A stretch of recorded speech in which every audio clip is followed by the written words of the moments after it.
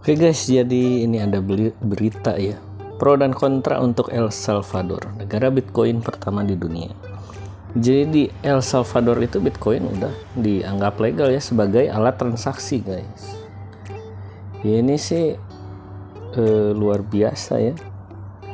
Antara luar biasa atau ini gila ya.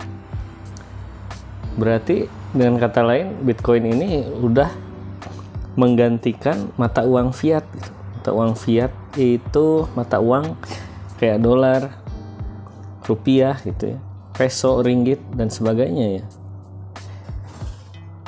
Nah ini di El Salvador nih. Jadi Bukele mengatakan bulan lalu Bitcoin akan memberikan keuntungan besar ya.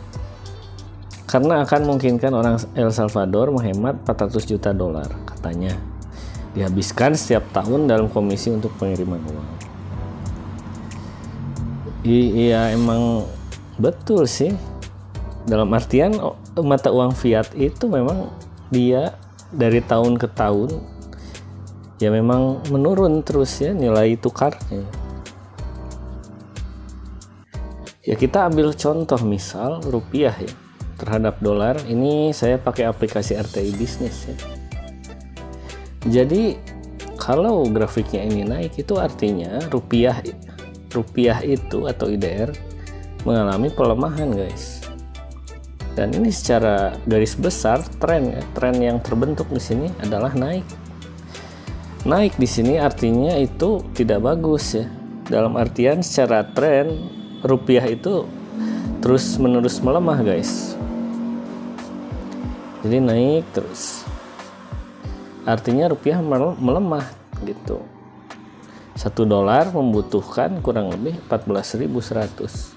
Kalau dulu nih di tahun 2017 di 12 ribuan kan. Sekarang ada di 14 ribuan. Jadi secara jangka panjang rupiah itu bisa dikatakan secara tren itu melemah ya. Oke, sekarang kita bandingkan dengan grafik dari Bitcoin. Bitcoin itu dari tahun ke tahun secara grafik. Secara tren yang terjadi itu cenderung naik, dimana naik ini artinya dia kuat gitu ya, bagus. Artinya tidak kehilangan nilai tukarnya. Memang kita lihat secara historis itu Bitcoin ya. Saat dia turun itu dahsyat ya. Turunnya itu kalau bagi orang-orang mungkin banyak yang mengalami ketakutan ya saat terjadi penurunan. Tetapi kalau secara jangka panjang itu secara historis di Bitcoin itu sebetulnya dia naik ya. Cuman di sini datanya tidak mencangkup berapa tahun atau 10 tahun ke belakang nih si grafiknya. Tetapi secara keseluruhan di harga sekarang ini 700 jutaan satu koin itu dia secara jangka panjang, memang kalau secara jangka pendek dia volatilitas itu sangat besar ya. Tapi jangka panjang itu tetap naik ya.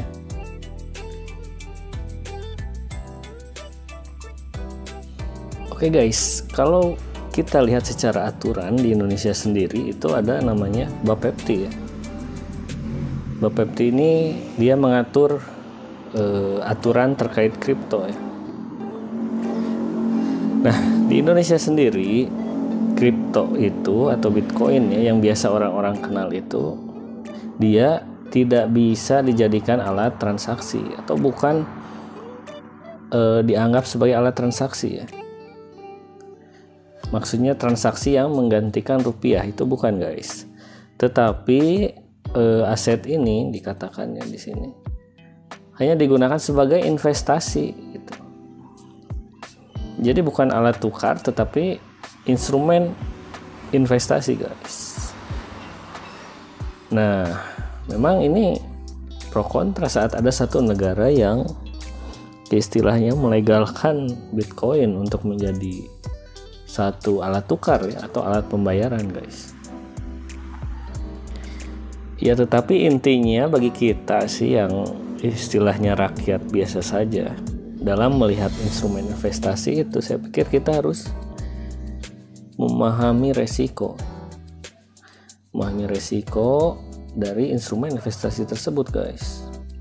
Karena akan selalu ada pro dan kontra dalam instrumen investasi apapun. Dan tentu dari resiko itu kita harus paham betul gitu, instrumennya seperti apa, termasuk volatilitas yang terjadi dalam hitungan jangka pendek ya. Ya memang akan selalu terjadi pro dan kontra ya, terutama terhadap kripto, dan memang instrumen ini masih terbilang muda lah, belum dalam angka yang ratusan tahun ya. Bitcoin lahir itu ya mungkin sekitar 10 tahunan lah, baru 10 tahun. Sudah barang tentu pasti banyak yang menyangsikan atau skeptis, guys. Oke guys, ini bukan suatu financial advice ya, hanya sekedar sharing saja terhadap berita yang terjadi atau yang ada terkait cryptocurrency, guys. Oke, yang belum subscribe jangan lupa subscribe, like, share jika video ini memang bermanfaat. Sampai jumpa di video selanjutnya.